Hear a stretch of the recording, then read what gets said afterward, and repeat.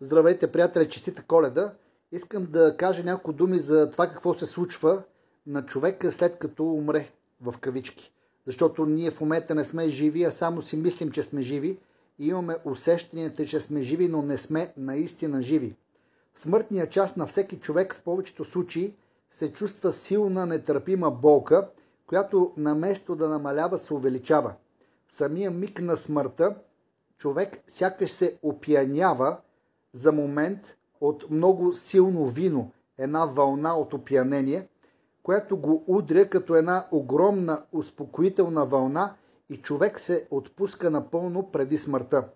Тогава съзнанието започва да чувства, сякаш попада в водовъртеж. Всичко около вас започва да се върти в посока на часовниковата стрелка. Душата сякаш се загубва в този всеобхватен водовъртеж, но тогава в един миг пред човека се отваря тунел от светлина в спираловидна форма и той чува песента на ангели. Винаги, когато човек умира на земята, Божиите ангели пеят около него.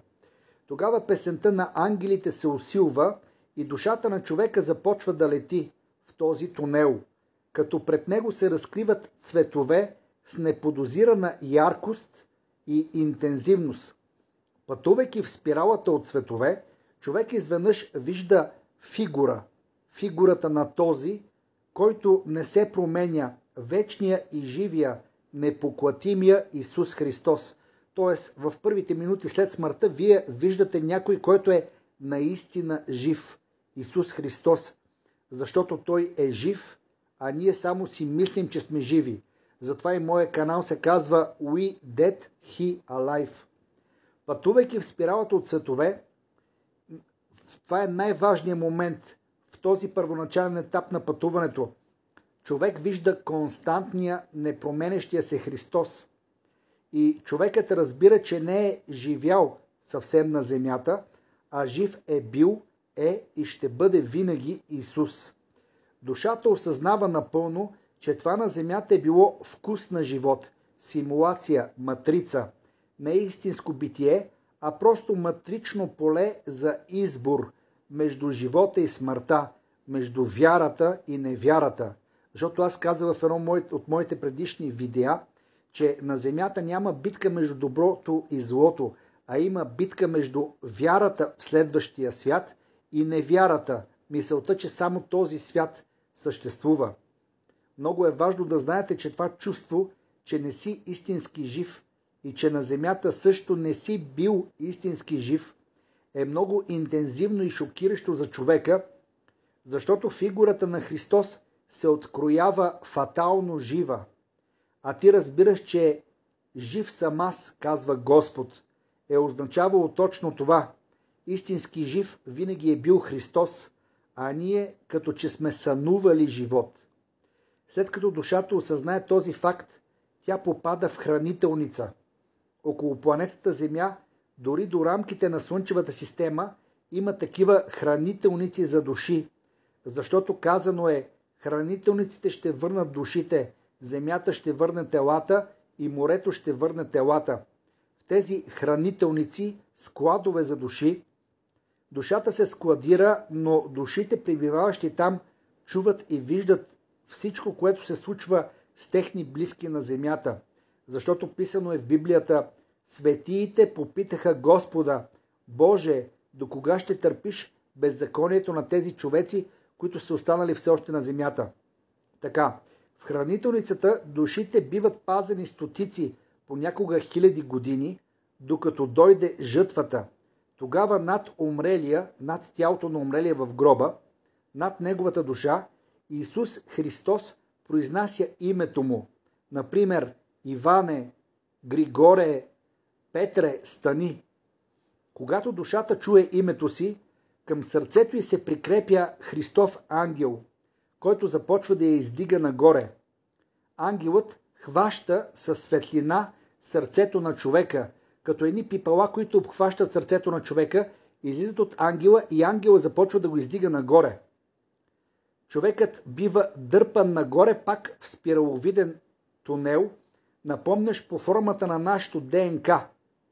Тунелът ту се стеснява, ту се разтваря, в зависимост от добрите и лошите постъпки на човека. Ако си правил добро, тунелът се разширява и душата по-лесно лети нагоре. Ако си правил зло на земята, тунелът се стеснява.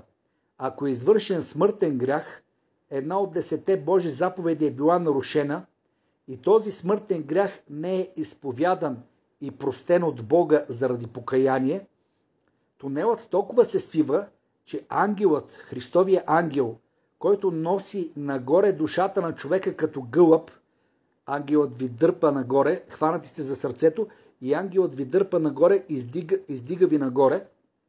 Когато има смъртен грях, тунела, по който ви издига ангела, бива толкова стеснен, че ангел ви пуска.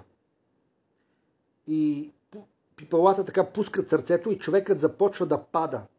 Това е така нареченото падение на душата. Душата на грешника е извършила смъртен грях и той не е простен чрез Исус Христос. Душата не може повече да се издига нагоре и тя започва да пада надолу, като човек вече падайки гледа надолу и лети с разтворени ръце. Тогава грешникът пада до твърда повърхност и бива уловен от наказателните Божии ангели. Те заповядват на човека да застане на колене, ръцете вързани на гърба, главата му бива наклонена напред и надолу и в тази поза той чува присъдата от Всевишния, от Твореца.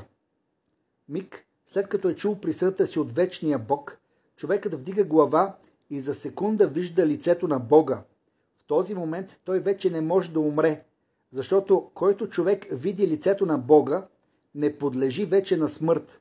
Но също в този момент грешникът бива бутнат от ангелите в огнената миризлива дупка, наречена ад, геена огнена, което на еврейски геена означава горящо сметище, където грешниците остават завинаги. Те не могат да умрат в ада, в гената, но и не могат да се радват, защото там ще бъде плач и скърцане с зъби. В ада човешките същества обитават съвместно с демоните, които изглеждат като черни сенки, сенките на злото. Бог мъчи демоните и хората, а демоните самостоятелно и отделно мъчат, наказват и бият хората в ада. Душите, които до края на живота си не са извършили смъртен грях, вярвали са на Христос и са изпълнявали 10 Божи заповеди, не са нарушили ни една от тях, продължават да бъдат издигани нагоре от ангела, който ги е хванал с пиполата си за сърцето и достигат до облаците, спиритуалния свят, където срещат Спасителя Исус Христос. Там е и вратата за следващия свят. Там хората се видоизменят. Телата на праведниците стават като нови, различни от човека и вече не се нуждаят от храна, вода или нещо друго, за да живеят, а стават вечни. Невъзможно е да умрат или да се разболеят. Нито се нуждаят от нещо, никаква нужда не чувстват. Първо в облаците се извършва религиозна служба. Една за всички, католици, православни и протестанти, правят една и съща служба, евхаристия, литургия, а религиозната служба се предвожда от вечния първосвещеник Исус Христос. Тоест на облаците се извършва същото, което всяка неделя в храма, само че не е свещеник или владика пред вас, а самия Исус Христос извършва службата. В края на тази служба човеците, праведниците, получават дара на вечния живот и ключа за рая. След това Христос и достойните за рая сядат на едни огромни маси, постлани с бели покривки и пият от златни чаши. Христос отпива една глътка и верните му отпиват една глътка. С отпиването на тази глътка се слага края на земния живот и човек вече няма нищо общо с земята, а започва да живее в света на светлината и любовта. Всички стават прави и тогава на тях се появява Всевишния. И с новите си очи човеците виждат най-върховния Бог за пръв път. Виждат този, който живее. От този момент нататък Бог Творец вдъхва в душите на хората нов дух и те вече не са хора, а пребъдват като ангели на небесата. Тогава пред всеки човек се появява нещо като бяла холограма и човекът разбира, че за всяко добро дело което е направил на Земята,